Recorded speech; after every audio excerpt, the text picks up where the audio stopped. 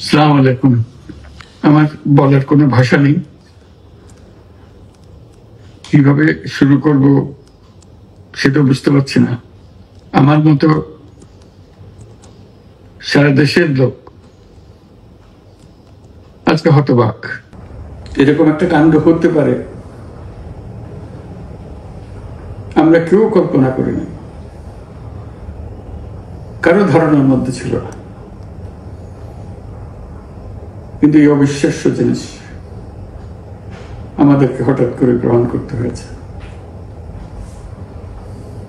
Milestone school and কলেজের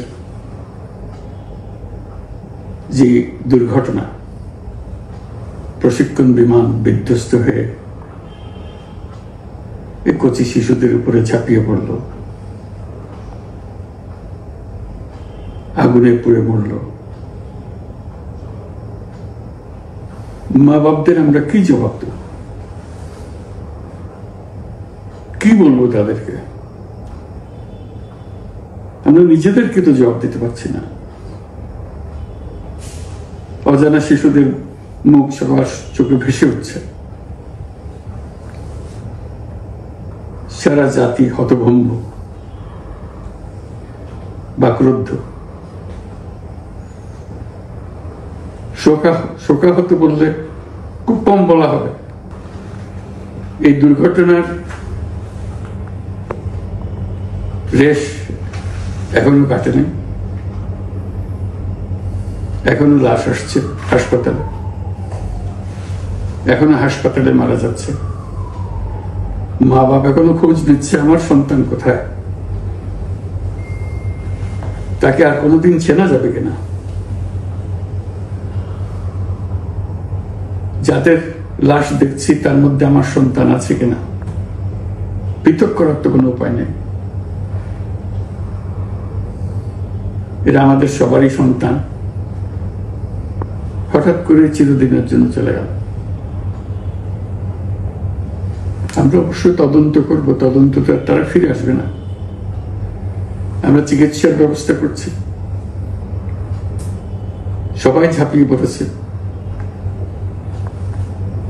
সকল হাসপাতাল, সকল মানুষ ছুটে আসছে।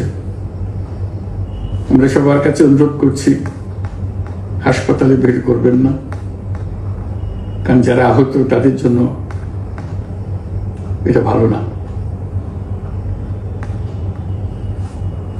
তারা তাদের শরীরে রোগ প্রতিরোধের শক্তি নেই।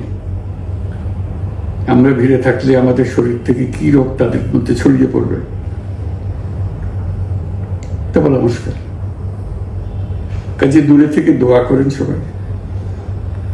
আমরা বাবা মা আত্মীয় স্বজন সবার কাছে আমাদের সহানুভূতি জানাচ্ছি।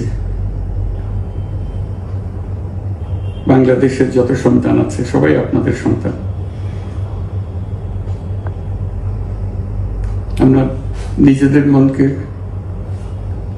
সান্ত্বনা দেওয়ার চেষ্টা করুন। আমরা সবাই নিজেদের মনে সান্ত্বনা দিচ্ছি, কিন্তু আপনাদের সান্ত্বনা বিরাট ব্যাপার। আমরা সবাই আপনাদের সঙ্গে আছি, জাতির সমস্ত লোক আপনাদের সঙ্গে আছে। আমরা তাদের জন্য শোক দিবস ঘোষণা করেছি।